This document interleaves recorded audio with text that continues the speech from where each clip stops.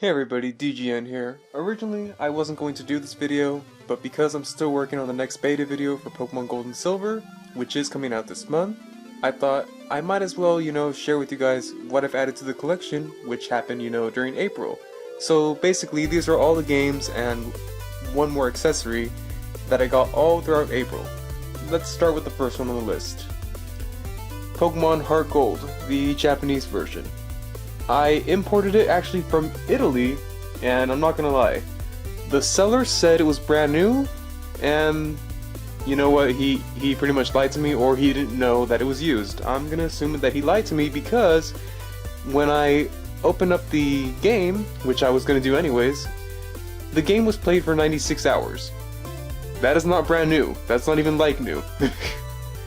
I didn't care. I told the seller because of the, price that I paid, I was okay with that, but I'm just giving you a heads up, hey, that wasn't new, that's not cool, but whatever.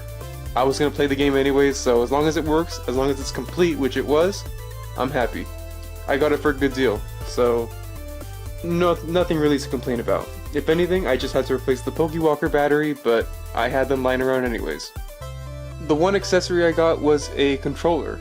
I got this because, well, I've been trying out different Switch controllers, different clones, I guess, or third party, whatever you would like to call them. And if there's anything negative I can say about this one, it's that the joysticks, they seem pretty slippery. Like, I don't know how to say it. I guess, compared to the original ones, they are harder to grip onto. They work, it's just not as good to use. Next up is something that I got today. I wasn't going to include it on the list, but because I got it today, I thought, you know what, it's only one more, might as well. Toki on the Switch. I ended up importing this from Europe, and because I got it for another good deal, I'm like, well, I might as well, buy it instead of having to buy the digital version or the one from GameStop. I don't know if I could really show it on camera that good, hang on. I'm trying, but dang it. The way the camera's set up, it's just, I'm sorry. Okay, I think that's good enough. But yeah, it includes more than just the game. It includes, like, a little arcade cabinet, a comic book, some stickers, 2 lithographs. It's definitely a good deal to get if you're into, Togi. If you've played the original. This is basically just a remake. Moving on to limited edition things for the Switch, we got another game. Bloodstained Curse of the Moon. I actually got this on pre-order, and surprisingly, I got it before one of my other friends did. Or, I got it before another collector did. I don't know if I could really call him a friend, I just talk to him occasionally. But still, I posted about it, saying how, it arrived today, not today, but how it arrived that week. And they were saying that they didn't even get theirs shipped yet, so weird how I got it, but they didn't. They live in California too, so hey, whatever. I mean, I'm sure they'll get there soon. Yoshi's Woolly World for the 3DS. All I got was the case though. I already had the game, I just need the case. 2 different party games for the Switch, Carnival Games, and Monopoly. I got these both because, again, I got them cheap. This one I got at Walmart, this one I got on eBay. And both of them were like, 20 bucks. I couldn't really pass it up, especially since me and my brother like playing these types of games.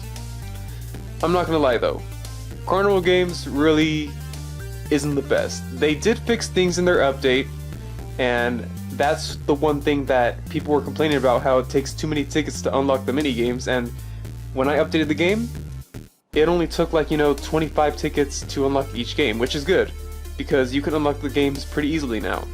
But that still doesn't make this game any better. The minigames aren't really the greatest. Sorry. Monopoly and Trivial Pursuit, I don't play Risk, but Monopoly and Trivial Pursuit, they're actually pretty fun. If you enjoy the originals, I say that, go ahead and pick it up, if you can find it for 20 bucks. Snow Moto Racing. I got this for $13. I haven't really gotten around to playing much of it yet, but it seems okay. I mean, it doesn't look like shovelware. I only got it because I got another game from them. Their other game that I got was Aquamoto Racing, which reminded me of Wave Race 64. Lego Harry Potter collection, I didn't really buy this for me, I bought it for my brother. Again, I got it on sale. Instead of paying, the usual 40 or, 50, I got it for 20. Captain Toad. I got this because I had the 3DS version and I already beat the Wii U one. I thought might as well get the Switch one if I could find it for a good deal.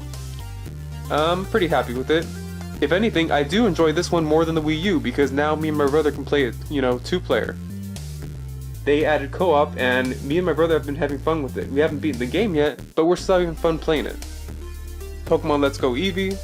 I have not gotten around to playing it yet, but because I ended up paying only half the price, which is, $33, I thought I might as well, buy it and get around to playing it when I can.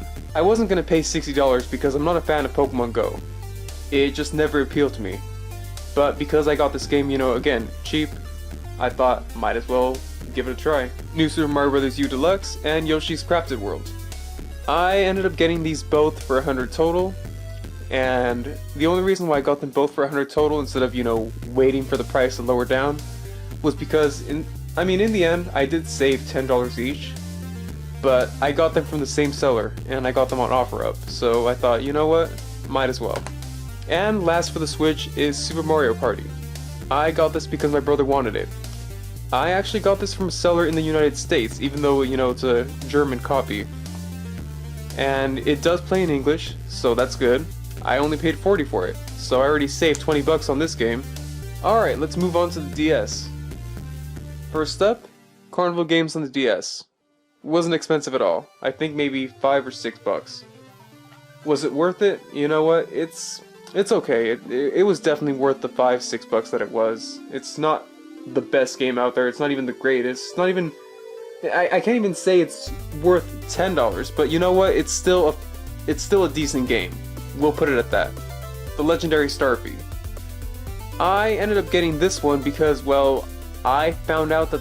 The way I found out about it was that this series was released on the Game Boy Advance first, and then eventually the DS. I did get the DS version from Japan, that was part 4, but it's not here yet. It just hasn't arrived. I will eventually get the Game Boy Advance series, I just don't know when. I'm debating whether or not I should get only the loose cartridges, or if I should get them complete in box. At the moment, though, all I have is Legendary Starfy for the Nintendo DS, and then Starfy 4 arriving soon. Bubble Bobble Revolution and Bubble Bobble Double Shot. I ended up getting the PAL version because level 30, at least for the US one, has a bug where you can't beat it. The boss never shows up. In the PAL version, everything's fine, everything works the way it should.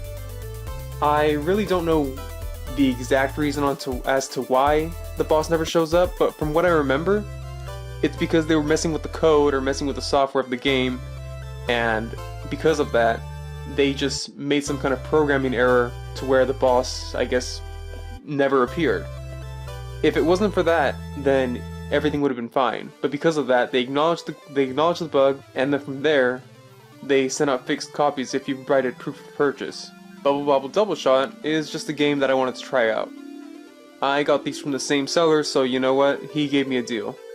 And last on the list are Zelda Phantom Hourglass and Zelda Spirit Tracks. Surprisingly, even though I bought Zelda Phantom Hourglass on eBay, well, I bought both of them on eBay, Zelda Phantom Hourglass, I got it from a seller who lives like 10 minutes away from me. And that was complete coincidence. I wasn't even looking for someone who lives close by, I was just looking for a good deal. And when I had asked the seller to lower the price, he agreed because, again, I didn't even live too far. So, that was pretty awesome. Zelda Spirit Tracks, I imported from Germany. And originally the seller said yes, or I'm sorry.